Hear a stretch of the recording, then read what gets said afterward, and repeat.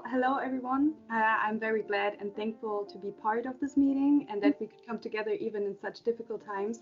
I would like to welcome as well our three speakers today, which are Daniel Luis Martinez, Lara Garcia, and Andres Gonzalez. My name is Sophie Flack. I'm from Germany. I'm a member of the think tank Human Rights Global House, where I'm coordinating the project In the Frontline, which encourages young people to investigate abroad about human rights. As you all might know, our today's topic is: can democracy can democracies help to stop the climate crisis?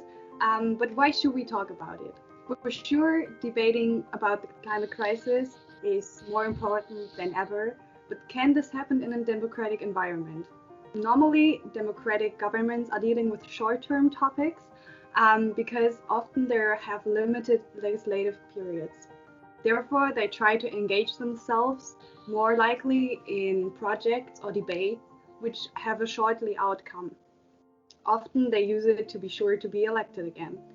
Climate regarding issues are normally long-term issues, so they are often afraid to debating it, to encourage themselves in this project, because they often have the outcome in like 20, 30, 50 years and not in the 4 years, which might be their legislative period.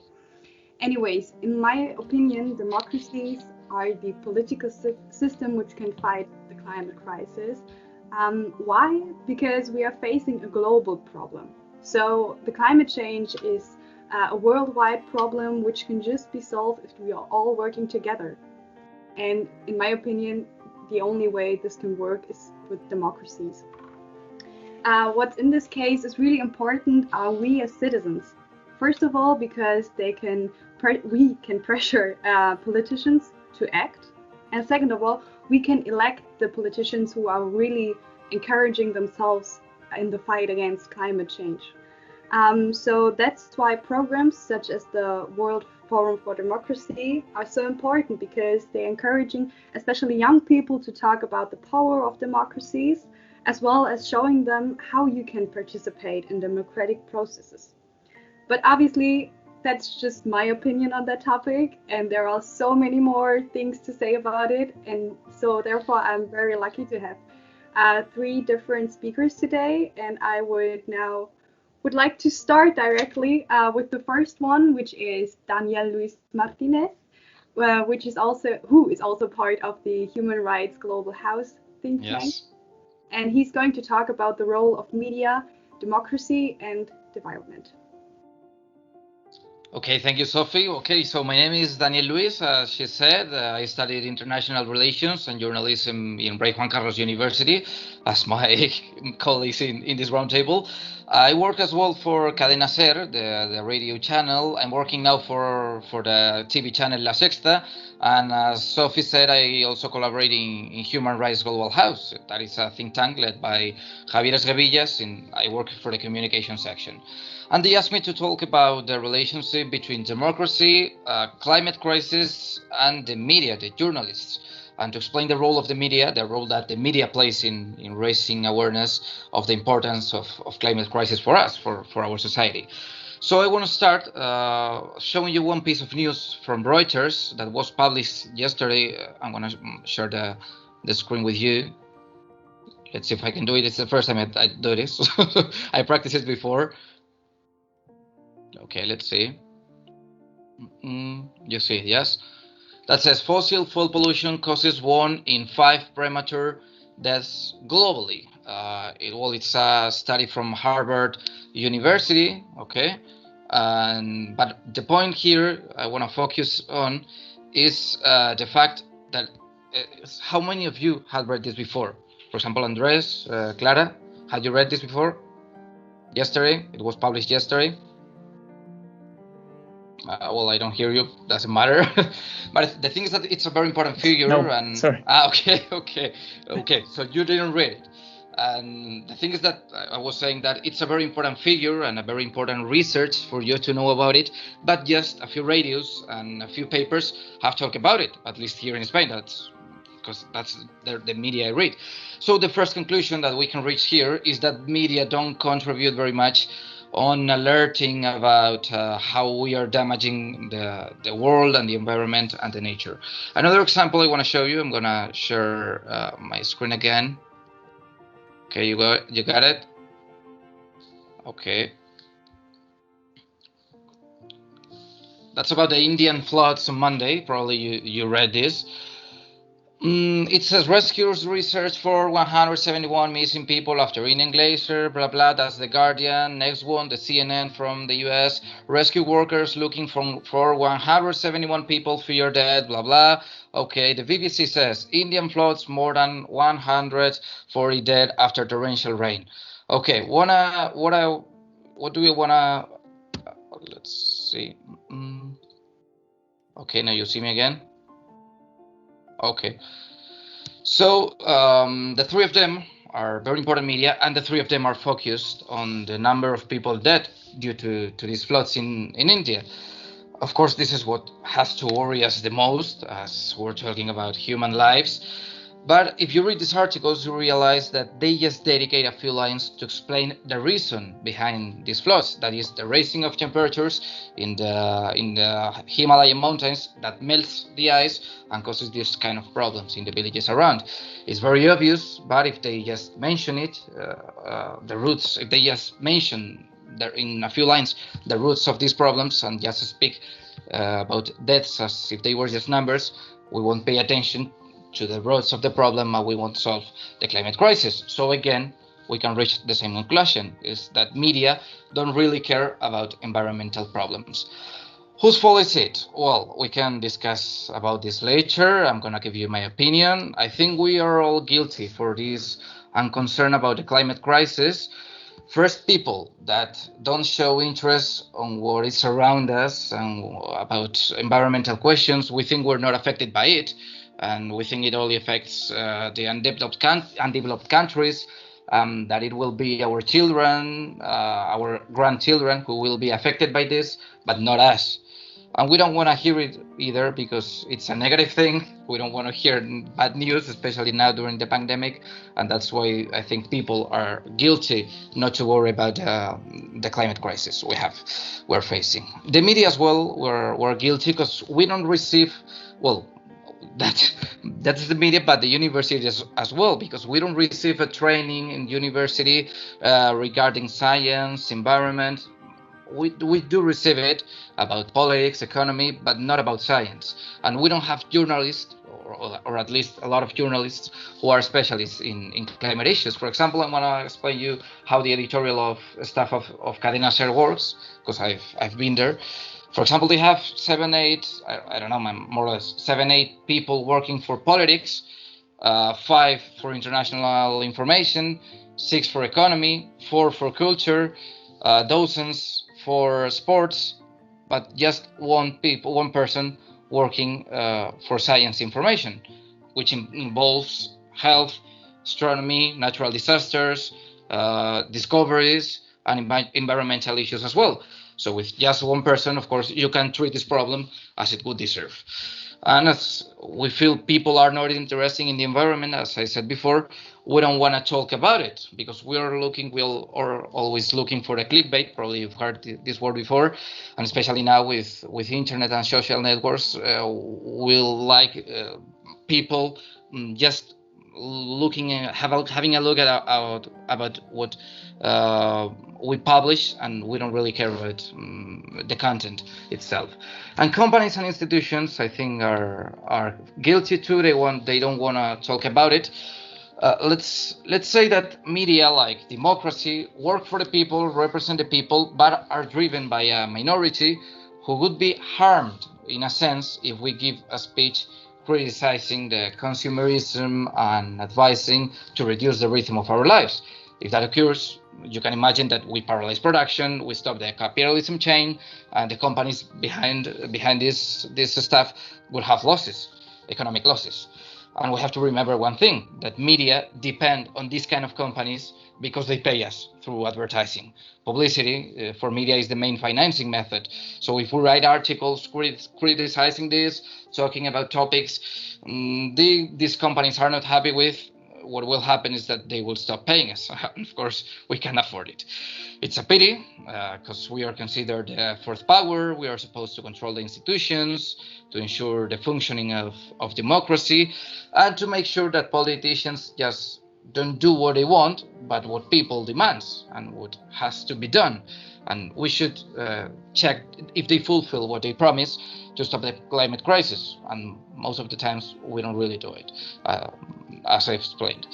Okay, so I've explained the problem that we have now. I'm gonna talk about the solutions for a while. What should media do to stop the climate crisis? Okay, I think that we should make the most of our voice, of our influence, to raise awareness between population that in case that we continue living like this, if we continue with this rhythm of life, natural resources will disappear, global temperatures will rise, air pollution will cause illnesses and deaths. And how can we do it? How can we give it more importance to this kind of problems, to these matters? Just giving it more space in the newspapers, in the radios, in the TVs. We have to pay attention to figures and events that occur in every corner in the world. That can be alarming, and we have to pay attention to everything related to greenhouse gases, pollution, temperatures, sea level risings, everything related to environment that we don't pay attention to very much right now. But it's a matter that we don't have to just give the information. We have to analyze the causes and the consequences. We have to interview experts in climate change, and we have to talk to people affected by these problems, like the climate refugees. I think Clara is gonna talk about this topic after. Why? Because people empathize more with those people more than with politicians. And change must come from the bottom, from us, from the society. Because when the media, let's explain this. If you have a doubt with this, I will explain it again. But the thing is that when the media convinces society of the importance of taking care of the environment, they will be more critical, people will be more critical, and will demand stronger measures to the political parties, to the political institutions. So the parties will be conscious that they have to be aware of these topics, that they need to take climate crisis into account, and they will have to respond to the current situations. If they are not interested in this, at least they will have to do it because we demand it to satisfy the demands of the population in order to be voted, to be elected in the elections. And this is mainly the way that the media can influence in democracy, in the democratic system, in order to eradicate the climate crisis, convince the society, so the society mobilizes and demands stronger measures to the politicians, and they act for us because they have more measures. Of course, we can act for the environment to get improved, but the governments are the ones who can act better. So the journalist labor needs to be a tool available for the political system to spread this message. And to conclude, I want to show you another picture. Most of our were children when this occurred. I'm going to show you my screen again. This is the you see it? We cannot see it. No. Okay, you don't? No, we cannot see. Okay. Now you see it, yes? Yes.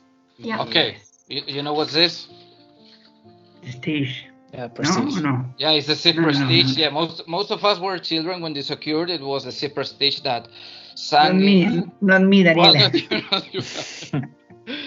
It sank some kilometers away from the Galician coast. It affected 2,000 kilometers of coast, killed thousands of fishes in Spain, in France, and it was probably the worst natural tragedy in our country, and the media covered it as in any environmental news before.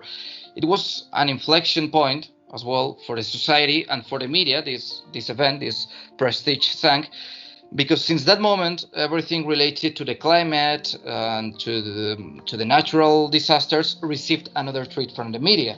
Of course, not enough for the moment, but received another treat. And I want to finish my intervention saying that, wishing that we would need an accident to live an accident like Prestige again to be aware of the real reach of the climate crisis on our days.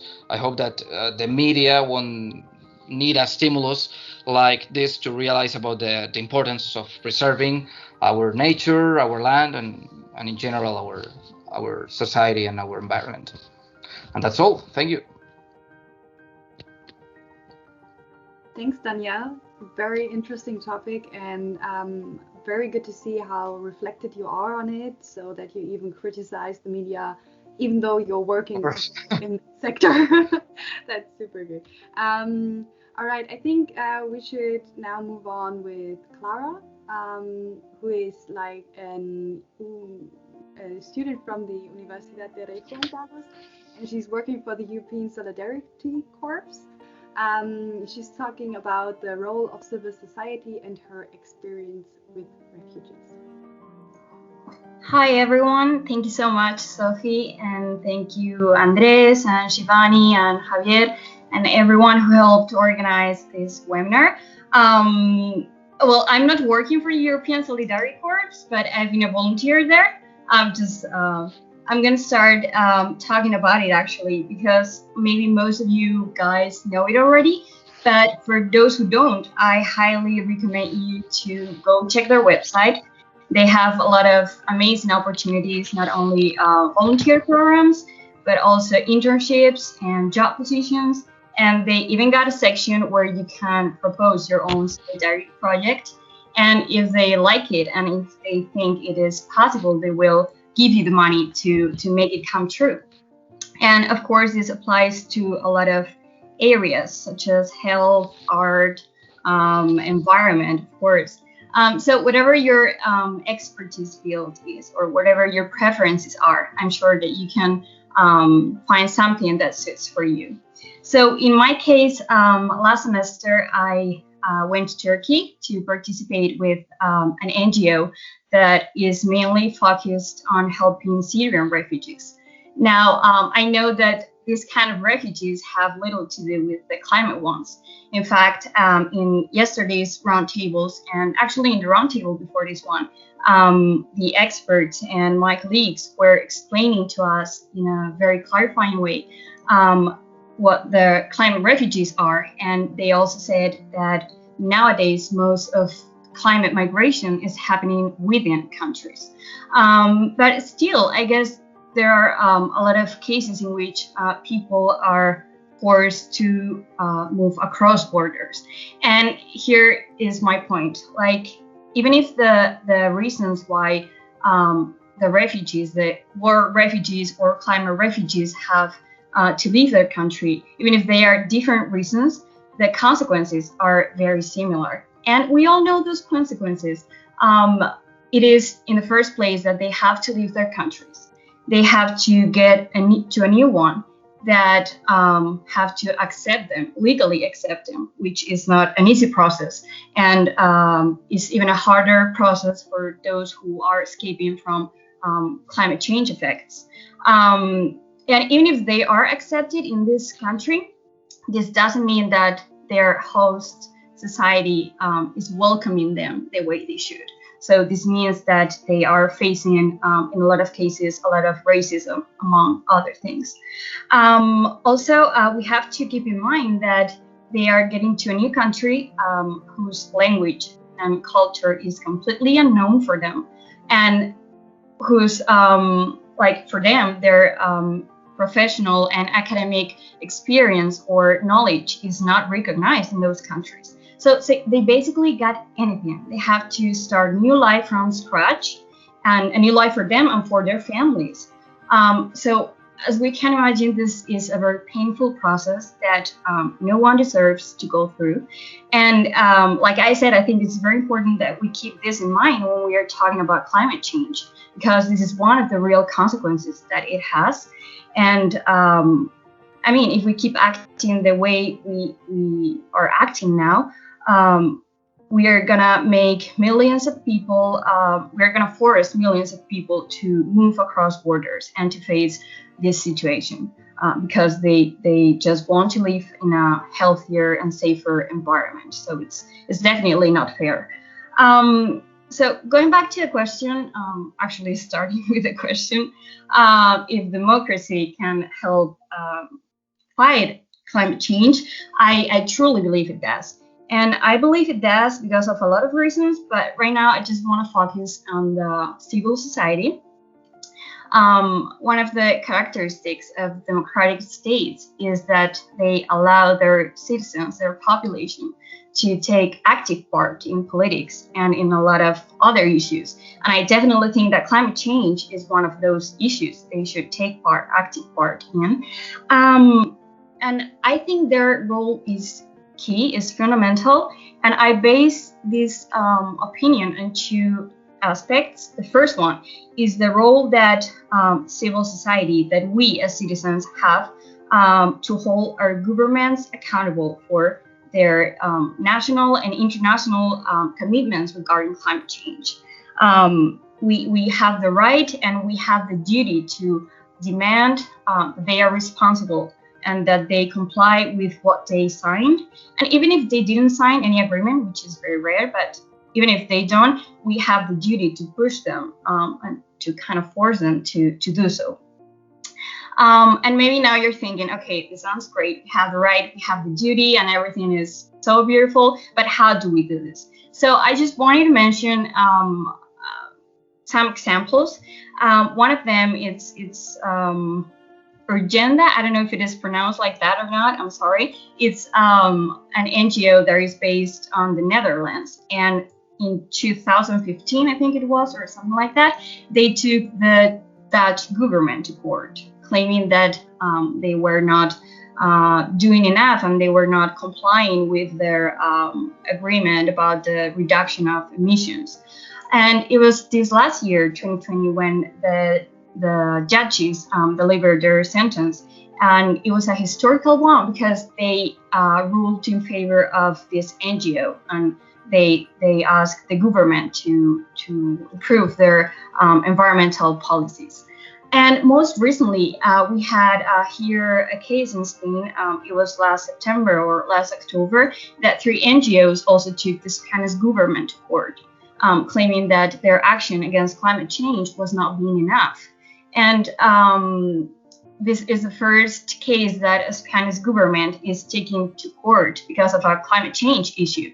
So I think it's really important. And of course, it will be long before we know what the judges decide in this case. But still, I think it's huge. Like I said, it's a very important step that needed to be taken, and it has been taken.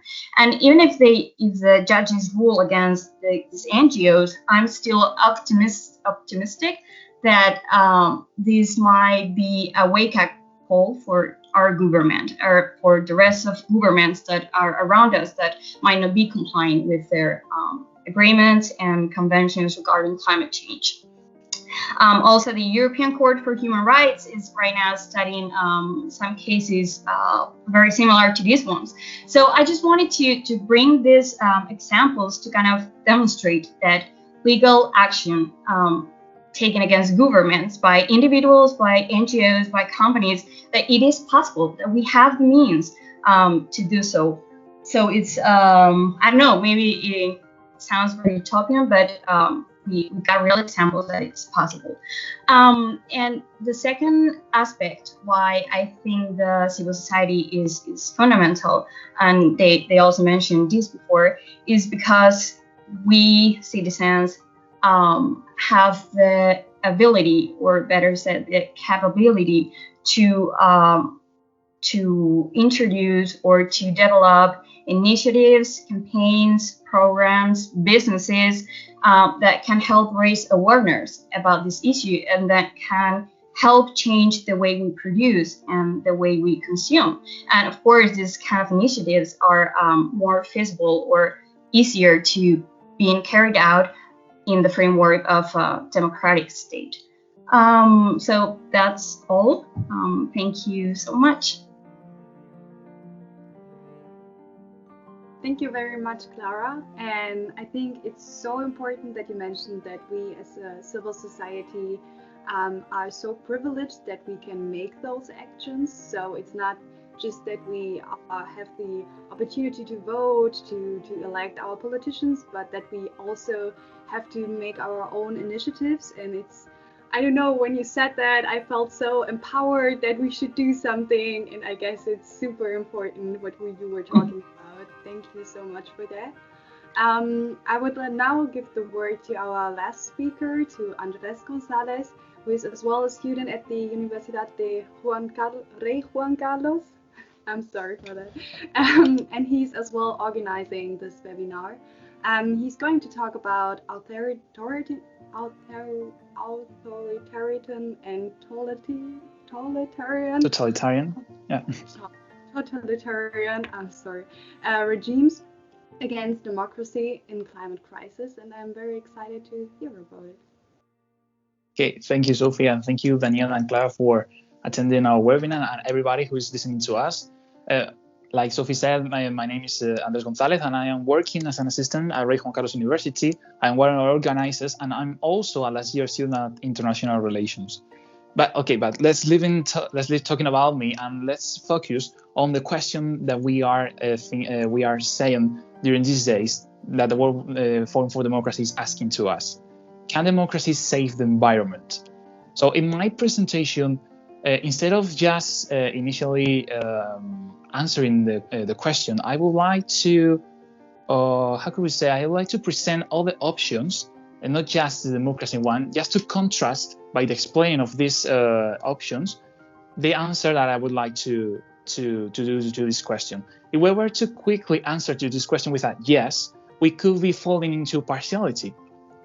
We are living in democracies that more or less perfectly they are fighting against climate change, but what about authoritarian or totalitarian regimes? Are they fighting against the climate change?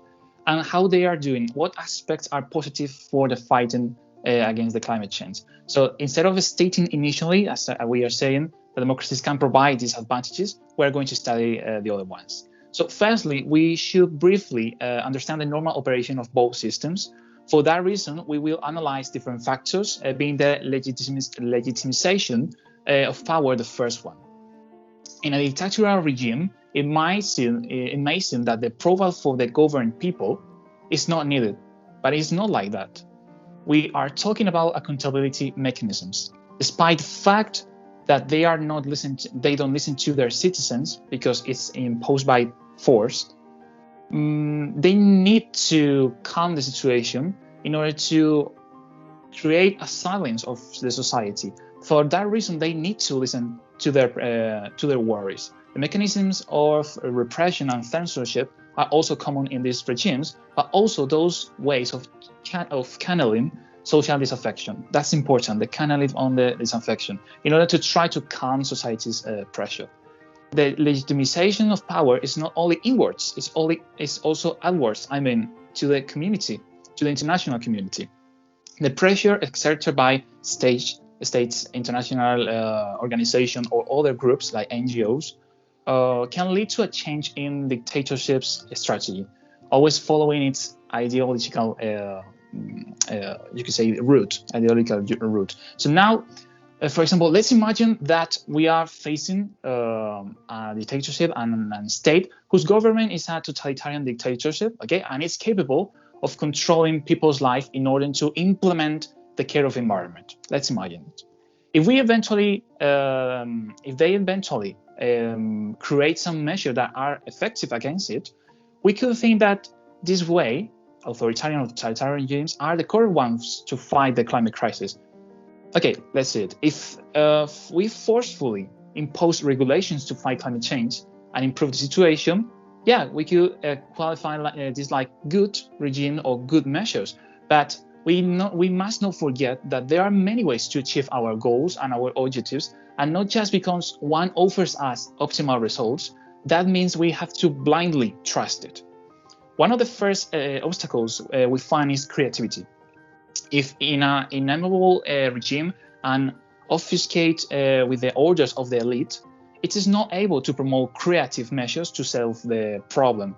This leads us to think about the capacity to take part in public life, for example. This leads us because we are offered to act in society for a common objective, but we are not recognized in this kind of regimes the power or the capacity to do so, which is rights, especially human rights. While political rights, of course, are almost completely censored in a dictatorship, other kind of rights like civil rights or other kind are all of them at the will of the dictator or of the group or the oligarchy that rules that state. Also, voting is one of the symptoms of democracies, but it also is a symptom from dictatorships, because the plebiscite is a mechanism for citizen approval of the dictator's orders. For example, here in Spain, Franco held some referendums for laws to be voted. Let's imagine that one of those referendums, could have been about the emissions of carbon dioxide to reduce them. If people would have voted to that referendum with a yes, we could think that Franco's leadership and dictatorship could be effective against that problem, the climate change. The people who are voting on such a document have not previously chosen that law to be created by the dignitary. That's the question. Neither has civil society been taken into account, like Clara said, and other ideas or other expressions, like Daniel was saying with the media, have not taken into account by force, not just for compliance. There is no inner mobilization in either of society to give an opinion of the course of political life, and there are no mechanisms for public institutions to control the power of the dictator. With the concentration of sovereignty in them, it is not possible to attribute responsibility for the actions they are playing. And we could finally say that the control of legality, which is poisoned by the authoritarian will, it is just good what one says and when they say it. We must emphasize that a majority is not attributable to democracy either, because we can think that a majority can make a decision to control the consumption of plastics, but this decision can be bloody. A majority doesn't give us the power to create good rules. The difference is that there is something which protects that a simple majority or an oligarchy, or just one person do whatever they want, which is the rule of law. As a board game, we were playing in a board game, life in society has rules that we must know, and if they no longer work, they could be updated. Through democracy, the rules are manufactured like they were political workers without the ownership of power, since they act on behalf of those to whom it does belong, the citizens. Furthermore, in the event of no achieving what was initially promised, they can be modified with other political ideas. Unlikely, not like in other regimes, they must be peaceful and orderly, above all for the transmission of power. So let's move on to the limits for democracies to fight against climate crisis. One of them is that democracies are accountable to their voters, and they can fall into a mistake that they can only focus on their citizens and not all about others. I mean with this that the climate change is not a national problem. So nationalisms in democracies are also a problem, because this is a transnational problem and has to be taken into account with multilateralism. So, for example, in the European Union, we have the shared competencies, and with the shared competencies, the European Union can act if the problem is transnational and can be solved in this level. So it happens the same. In our case, in our topic, the problem is the climate change, but the solution is just multilateralism.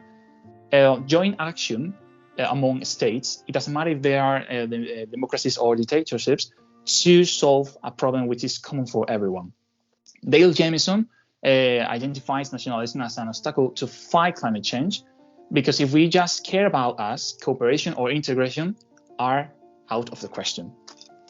And let's move on to now. We have seen the limits of democracies, but one other limit we could say that is the long term or the long period of measures. I mean, for example, in a dictatorship, one leader can last for decades, and later another leader comes and can continue with the politics. For example, in a democracy, the political parties change their opinion. So the important thing is that those political parties create a common objective to, we could say, to continue the same path. It doesn't matter what government is at the moment. So it's not something we could say like a disadvantage in democracies. No, I don't think so. I think it's an advantage because it is related to creativity. For example, in a dictatorial regime, everything continues. But for a democracy, the different ideas that political parties have, if they have, of course, a common path to a common objective, it is good because it introduces creativity, which is something characteristic from democracies. We can see that from a totalitarian regime to the fullest democracy, the achievement of measurements against climate change is evident. We have an example, China, for example, they have reduced the emission of carbon dioxide, but also Sweden has also agreed to improve its wind energy. So all this is measured, what are they for? To be fulfilled, but how? It's just a very simple example. If a person does not see well, and no one teaches them how to use the glasses, or that the glasses exist, they will never see again. And maybe the glasses exist, but they won't be able to. So with this example, I would like to introduce education and also media to transmit to broadcast the information and to show the others what is happening. Because if we have the problem, but no one teaches to put on the glasses, we won't see it anymore. And okay, someone could tell me, okay, Andres, but a lot of governments are doing a lot. For example, in democracies like we are living in Spain, France, United States, they are doing a lot for climate change. Yeah, it is true. But it's not just to wear a little budget of the sustainable development objectives. It's just to do something. Because one of the problems of democracies that maybe don't have some dictatorships is that in a long term, like I was saying before, since force cannot be used to do so, we could say that the people awareness is difficult to achieve. So once people awareness is achieved, you cannot lose it. And if you have an objective, and if you don't follow that objective, people can fall into another kind of ideas that finally achieve that objective. I am talking, for example, about authoritarian measures here in Europe. Nowadays, we are facing some authoritarian movements that they don't agree with some of the decisions of political parties, traditional political parties. It is also possible that this happened in all the world with this kind of problem of the climate change, because the rise of authoritarian movements being important, like I was saying in Europe, is causing the leveling of society towards ideological points which they may not share at all. Maybe they don't want that ideas, but they want the effective measures that they promised to them. The problem comes when this kind of solution is joined to the acceptance of ideas that reminds us from previous moments in the 20th century. As you would say in Spanish, hay que ponerse las pilas, or put your socks on in English. There is no time to lose, and if democracies do not work together to face this climate crisis, others will do. And I would like to finish with a quote by Winston Churchill, who said, "Democracy is the worst form of government, except for all those forms that have been tried from time to time. So who knows who other forms of government could we find in the future? But we have democracy, a fantastic tool that is capable of channeling the interests of citizens, and we have to take advantage of it. As we pointed out, if we don't do it, others will do. And thank you for listening to me. Thank you very much, Andres. Like, super highly interesting topic. I never thought about how, as well, like maybe other forms of government, sorry, could be as well even more efficient in working against the climate crisis. But I'm glad that you came to that outcome, that democracies are still like the form to fight against it. Okay, I would now give time for every participant in here to maybe ask some questions. You can use the chat for it to first write it. And I see already Javier has raised his hand to ask something. I would say, okay, Javier first, and afterwards we have Ignacio's question. Mine is so fast. Well, first of all, thank you so much for your ideas and opinions. And Daniel said, and I agree with him, but it's a question for the fourth, that media change everything when shows this, by example, the Prestige, etc. No? And then I ask all of you, how is possible that today still there were young people that think that these things are not happening? How is that possible that young people in this moment still believe that these things are not happening? Well, I explained it because you hear me, yes? Yes. Okay, because media put attention in other topics more related to politics, economy, but not about environmental issues. And if they pay attention to these kind of matters, they just do it when it happens here in Spain, in case of the Spanish media. And that's what I wonder. That's what I try to wonder in my explanation. We can change it. Journalists can change it, but also society has to play its role in this matter. I don't know, maybe Andres or Clara. Yes, I think that Daniel said something before that it was very interesting. The stimulus that we are seeing it with the pandemic that we are living nowadays. That maybe we need a great stimulus to create something. We don't see the problem until it happens. Okay, some people see it because they are studying it and they are facing it. But for example, in order to inform the others, for the people in the street, like I always say, they don't see the problem until they have it in front of them. So maybe I think that's the problem, for example, for young people, that they have lots and lots of website pages, the television, the radio, all kind of media, but they don't reach until that point because there are other ways of entertainment. But if something really bad happens one day, I hope not so.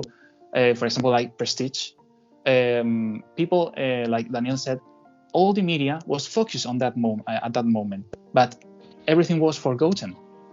And we have to look for the key to maintain the attention of that problems, especially in Yao. I agree, of course. I completely agree with you guys, and I got not really anything to add, but yeah, I think it's also our role to raise awareness between our peers, and it's also a role for education, as it was mentioned before in the roundtable. But yeah, I agree.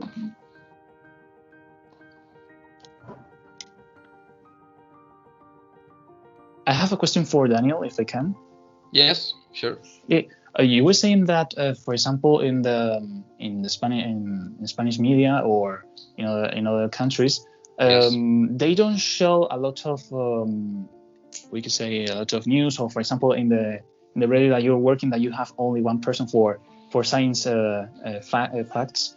Do you think that they are afraid of showing, like taking a position against the climate change, and they are afraid of losing the, we could say, the payers, the people who pay them? I really do. I really think that if the main brands pay the media to work, to exist, and we give a message to stop consumerism and to stop capitalism, it goes against what these brands, what these companies try to sell us. I said that, and I also said that we look for the clickbait.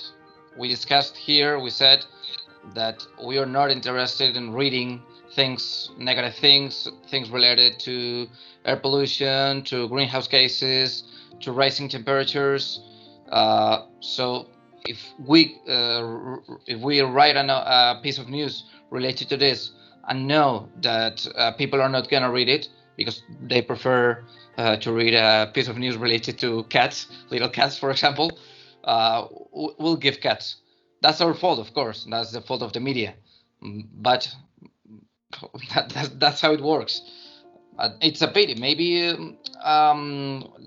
the state or the political institutions could give could finance as well some media in order to avoid depending completely on publicity and on this financing method of the brands and companies. Maybe. I would also agree to that. Sorry, I was away for a second because my internet connection was kind of bad. But I would also additionally say to that, it's not just the clickbait, but we are like kind of blunted. So we are like hearing so much about bad stuff that it goes from the one ear to another. So we're not focusing so much on like the real thing that we have to act against, because you have such, with the worldwide media, such an influence of so many news that you can't filter as a person who has like who's not interested in such very deeply topics. And I think we all need to consider that we live like in a little bubble. Since I'm studying, I have the feeling that I live in a bubble because I'm surrounded by people who are also interested in politics, in like how can we act against the climate crisis, political issues. And it's not like everybody is interested in his or her daily life in this. And I think we need to consider this, especially when I think it was you, Daniel, who said that we need to get the people to be aware of it. We need to inform them directly in the roots, not just like by telling them what's happening, but why this happened, kind of impact does it have on us as well, and not there is something happening in China. Oh well, but I'm in Europe. How does it affect me? We have to talk about like really the effects which are going to be shown in a couple of years, which nobody now sees. So I think that's also very important, because when I talk about it with other persons, most of the time it is like, oh, but you aren't aware of it. It's so important, and they are like, oh yeah, I never thought about it. And I was like, but it's so important. So I really would consider as well to start at like a very high, a very low level with information to really inform the people and make them aware of it as well. I don't know if somebody wants to say something to that as well. If I may, I just wanted to point out, or maybe ask you guys about the role that citizenship journalism, I don't know what name is in English, like periodismo ciudadano, if they can play a role in this, like in regard of what you were saying before, Daniel, if the media is not willing to show this kind of problem that the climate crisis affects, do you think that this kind of journalism can help to raise awareness and to show, that part that is not on the news that often? I think that it can help, of course, because if we're talking about giving information, analyzing the causes and consequences of these environmental climate problems, of course, everything helps. But I think that if most of the people read to the big newspapers, listen to the big radios, and watch the big televisions, it's their role to do it. And people, society, has to do other things, have to act locally uh, in order to try to solve this problem. Because what our role of the media is to convince society, to convince the people to act. So that's what they have to do. And I wanted to add to what Sophie said, that of course we have to be aware that these are not local problems or national problems. Environmental and climate issues are global, and if we see that something is happening in Australia or China or America, we should pay attention to it too, not just because it's affecting, that problem is affecting people there, and it's about human lives, because that problems can come to our societies, to our countries as well, exactly as it happened with pandemic.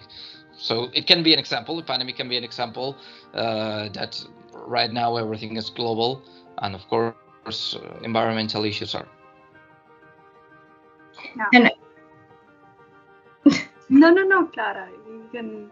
Thank you. No, I just wanted to say that in line of what Daniel just said, I've also realized with my experience in the volunteer in Turkey that it is so important that we now take advantage, young people, well, and not even that young people, take advantage of the opportunities we have to get out of our comfort zone, to know other countries and to know other cultures. Because now, for example, whenever I'm reading on news something about the Syrian war, now I can't put a face to that conflict, you know? Now, if I read something about that, it's like, oh, this is the city where my friend is from, or this is, you know, maybe their family is affected or something. So I think now we have the chance to become really global, and I think we should take advantage of this and create like a web of social relationships that can help us a little bit, I guess,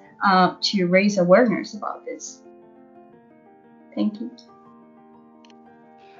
We still have a question from Ignacio, and I guess I'm just going to read it. This question goes to Andres. Speaking of regimes and not very ecological governments, I have to name China. I would like to ask your opinion about the fact that China is applauded for its plans to reduce pollution, especially air pollution, but at the same time there is an international silence on the construction of artificial islands, destroying freedom and the biosphere of the Chinese sea plows. What can democracies do to confront a state that has another point of view on the environmental, like China, which is rewriting the world order without being a democracy? And it's not a difficult question, but thank you. I will try to answer it. Okay. Okay, so thank you to Ignacio. Okay, first of all, I would like to state that democracies have the tools to fight against climate change, like I was saying in my intervention. But we have to take care that all the kinds of governments, they can also do it, but in other ways. For example, in China, like Ignacio was saying, yeah, they're fighting against climate change with reducing the carbon dioxide emissions, for example. And I think that's good, because we have a common objective, which is to fight against the climate change. And if you are doing it, I think it's good in a realistic way. But there are other sort of things that happens at the same time. So, for example, the construction of artificial islands destroying biodiversity. One government can do two things at the same time. So we stay with the first one, which is good, but we have to demand to them that they don't do it. But at the end, we cannot do it forcefully, because the non-intervention principle doesn't give us any chance to do so. But through multilateralism, like I was saying, and through international treaties. Okay, I know. You have to get you have to get China to sign that treaty and all these things. I know, but working internationally, I think it's the best way. Democracy has the tools. Okay, I was explaining that you have the creativity, you have the intervention of society, sorry, in the decisions, but China is doing it by itself. So at the end, destroying the environment is a decision taken by a government. Maybe the people from China, they don't want to destroy the biodiversity, of course, but they are doing it. So there is no control, inner control. We are talking about the inward control from people from China to say to their government, don't do that because it's dangerous for the environment. But we can have such a control in the international level through multilateralism, but you have to they have to meet with others and establish a common objective. But I think that the problem is the interests, because some countries have interest in China, some commercial interest, and I think that if they are destroying their islands, they wouldn't care, only just if they pay what they are buying, for example. Okay, Ignacio. Oh, yeah. Okay, he already wrote. Thanks for your answers. So hopefully it is solved now. Is there anyone else who has a question? Okay, Javier. Sorry. I want to take the opportunity to ask you, Sophie and Clara, one question to each of you. Sophie, yesterday we were talking with Professor Rieck about the green movement in Germany. You are German, you are in Germany. Which are the difference between, because we talk about the green movement in the 70s and how important was to create this idea of that we need to fight for support the climate, and what are the difference between the green movement in that time and nowadays in talking about young people. And for Clara, I know that you have been working with young people, refugees, young people from the war of Syria. What are the difference that you found about the worries about the future between you, by example, and these refugees? Okay, I try to start to answer my question. It is a highly interesting question. I need to say I never thought about it. I guess the most common difference is that in the 70s, with the whole anti-nuclear politics, there was like a new party growing up, which was the Greens. Which is Bündnis 90 Die Grünen in German, so nobody, okay, it doesn't matter. And it was actually growing out of this movement, and it was young people participating together with older people. So it was kind of like you had something very stable in having the party, which also took action in the political daily life in Germany. Right now, it is a kind of different story because it is more focusing on very young people, which are more likely to be students who aren't allowed to vote yet. But it is more, I don't know how to say it, not more passionate, because in the 70s it was also very passionate. But it is as well like even younger people are doing it. In the 70s, it was more like you were like a teenager. You were like, okay, I'm 18. I would like to smoke a bit of weed. That was also a part of the whole movement. And like, I want to fight. Like, I'm a bit more alternative. It was people who were already kind of enacted in the political system. And now it is more focusing on people who never got in touch with political situations. So it is students who are like, I don't know, 10, 11, 12 years old who are now on the streets, and with the Fridays for Future movement, they're like now working on something together. And I think it's super great because it's like manifesting the youth of the political youth, I would say. But on the other hand, I need to say that the movement in the 70s, from nowadays view, it was taken a bit more seriously than the students who are right now in the movement.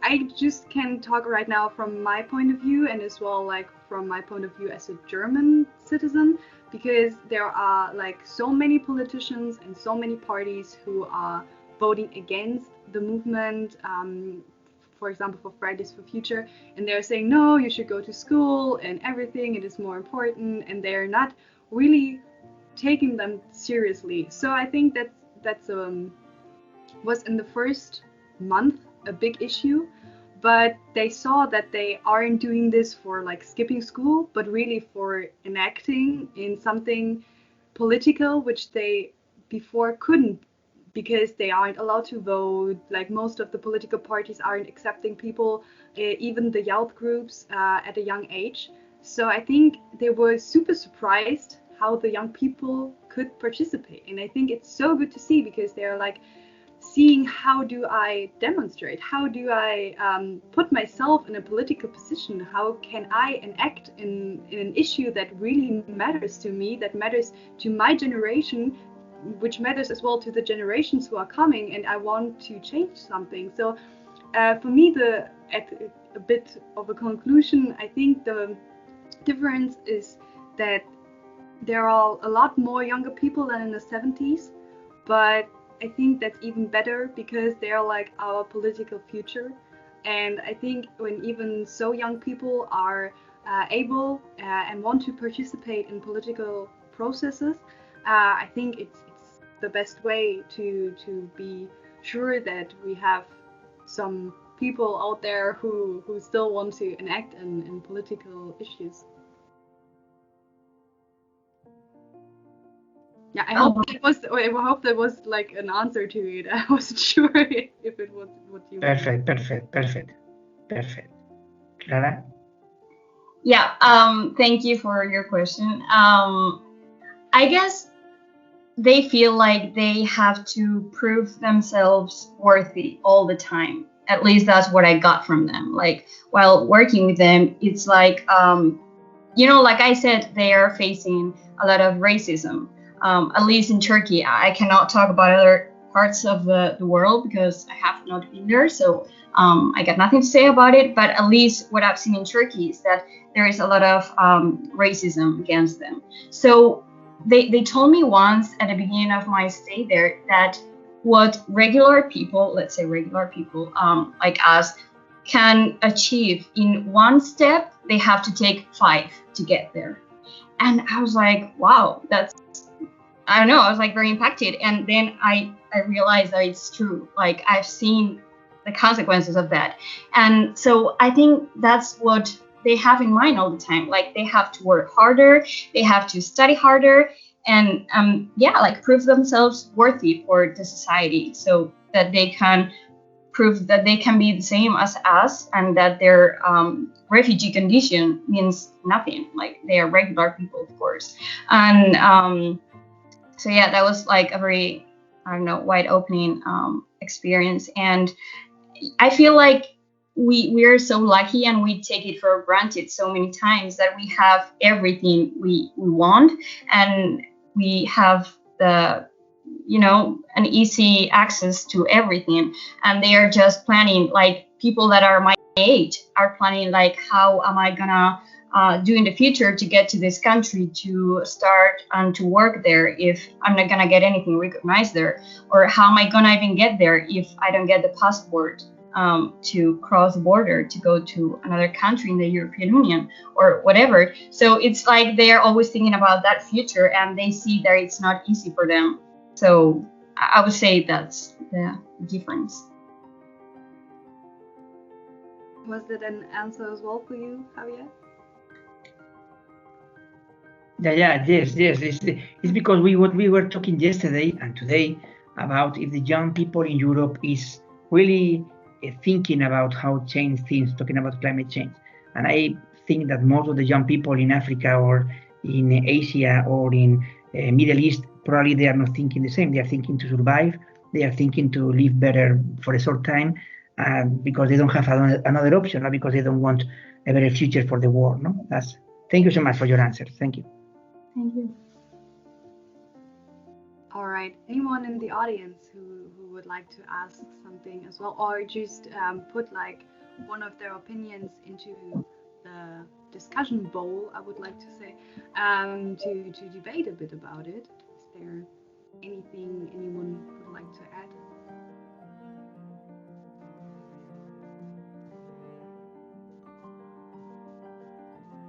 Okay. Any hands raising? Okay, but then I would like to add something. I really like this debate right now, which was going on, and I would like ask everyone of you what do you think, like how it's going to be in the next years, not like in like a further future in like 20, 50 years, but like the next 5 years. Do you think there is an impact of democracy in climate crisis?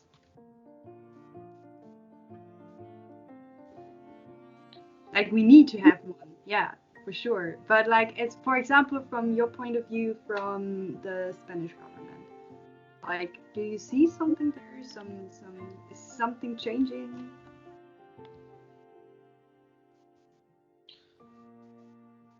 Should I? Yeah, sure. Okay. So I think if you ask me for the Spanish government, I think it has improved the vision of climate change, or it has been introduced the agenda of climate change into the government. But there are a lot of things to do because, for example, in the general budgets, we could say that of Spain, we have to see how it's going to be at the end the resolution of the amount of money that is going to be focused on this issue. And we have to see how actions, for example, talking in my area about the international level, the Paris Agreement, how it's going to be finally done in Spain. And talking about migration, not only climate change, for example, we have to see how to solve not only the problems that are in the African countries, but how are we treating our migrants here in our territory, not just Spain, I mean the European Union, because we cannot lead them to be at the entry of, for example, Greece or in the Canary Islands or just like that. Talking about the climate migration, we are going to have millions and millions of people who are going to have, who will have to, better say, will have to travel through the countries and even inside their own countries, and we have to have politics for that. And as I have been saying, democracies has the power to work together in a, we can say, in a joint way to make this politics possible. But at the end, it is only about will, and I think it is possible. And I think that the will is that what young people have. I don't know if because of their age or because they have new ideas, but the will is the important thing. And if they have will, I think it's going to be possible. Yeah. I can be very optimistic with this because again, the pandemic I think is harming the world very much, and if we're all or a lot of countries are selfish and try to solve only their own problems. Right now, with the pandemic and the economic crisis that it's leading is bringing us, I think we're not solving in the next years, in the next 5-10 years, the climate crisis that we have. It's a pity. I hope that we change and that and the fact that this change comes from society more than from the governments, because they will be paying attention to different problems. So let's do something, guys. Let's solve it in our way. I agree with what you were saying. But yeah, like I said before, I think it's now our time to act and to, make governments hold them accountable for this. And I think like it is starting, and that it will, I don't know how to say it, that in these years that are coming, that we will become more aware of this. I hope so, at least. And yeah, I would just focus on that and encourage all of us.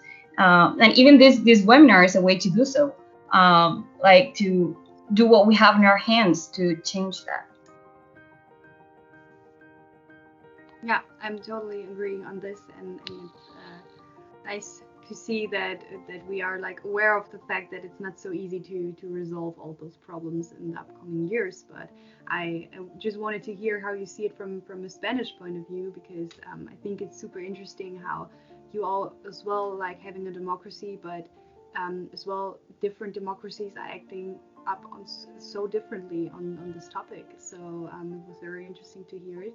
And Andres is like raising his hand, so I guess he wants to ask something. Yes, it's just about to remind what you were saying before about China, that you were saying what happens in China, it doesn't affect me. Okay, we have seen that it affects everyone in the world. So I think that we have to take advantage of the pandemic during these days, during these years, better said, and to make things possible with, like I was saying, will, because maybe the resolutions that we are having nowadays about, for example, in the European Union, the budget that is going to give the states to solve their situation, their crisis, the economic crisis, that would never have been possible if a great event would have never happened. Before.